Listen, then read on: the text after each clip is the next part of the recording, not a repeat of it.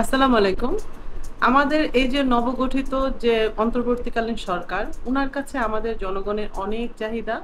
তো আমি একজন লইয়ার, কিন্তু লইয়ারের আগে আমি একজন গৃহিণী, সাথে একজন মা।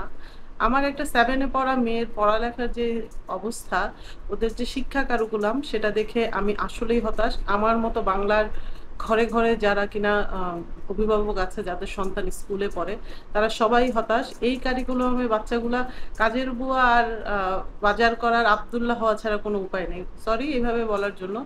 তো আমি আসলে আমার নতুন সরকারের কাছে আমার চাওয়া থাকবে যে অতি সত্বর এই কারিকুলামটা পরিবর্তন করে উন্নত বিশ্বের সাথে প্রতিযোগিতায় টিকে থাকতে পারে এই ধরনের একটা শিক্ষা ব্যবস্থা আমাদের দেশে যেন গড়ে তোলা হয়। শিক্ষাক্ষেত্রে দুর্নীতির অনেক সুযোগ আছে, যেমন বিভিন্ন যে পাবলিক পরীক্ষাগুলোতে প্রশ্ন ফাঁসের বিষয়টা আসে, সেটা সেটার জন্য আমরা অনেক গার্ডিয়ানরা অনেক দায়ী। কারণ যারা কিনা পিএসসি যে প্রাইমারি সেকশন বলেন, হাই স্কুল থেকে স্কুল ইন্টার লেভেলের এসব ছেলেমেয়েরা নিজেরা নিজেরা প্রশ্ন জোগাড়ও করতে পারে না, কিনতেও পারে না, এগুলা গার্ডিয়ানরাই জোগাড় করে দেয়। তবে যে আপনার সন্তানকে কেন প্রশ্ন কিনে নকল করিয়ে পাশ করাবেন, তো এই একটা বিষয় খুব সজাগ দৃষ্টি রাখতে হবে। তারপরে যে বইগুলোতে অনেক ভুল হয় সেই বিষয়টা খেয়াল রাখতে হবে। এছাড়া যে আমাদের বর্তমান পড়ালেখার যে শিক্ষা ব্যবস্থা, কোচিং বাণিজ্য, কোচিংয়ের উপরে যে একটা ডিপেন্ড হয়েছে, স্কুলের টিচাররা ঠিকমতো পড়ালেখা করায় না, তারা কোচিংয়ে যাওয়াটাকে ইনফ্লুয়েন্স করে।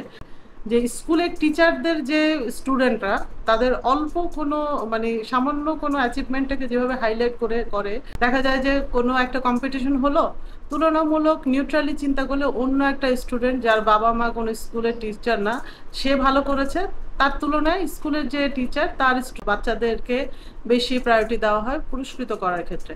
তো এই যে একটা দুর্নীতি বাচ্চাদেরকে স্কুলের থেকে দেখে আসতে হচ্ছে, এই জিনিসটাও খুব কঠোর হাতে দমন করতে হবে। সবকিছু মিলিয়ে স্কুলটাকে করতে হবে সুন্দর একটা মানুষ গড়ার কারখানা হিসেবে, না কি দুর্নীতিবাজ বানানোর কারখানা।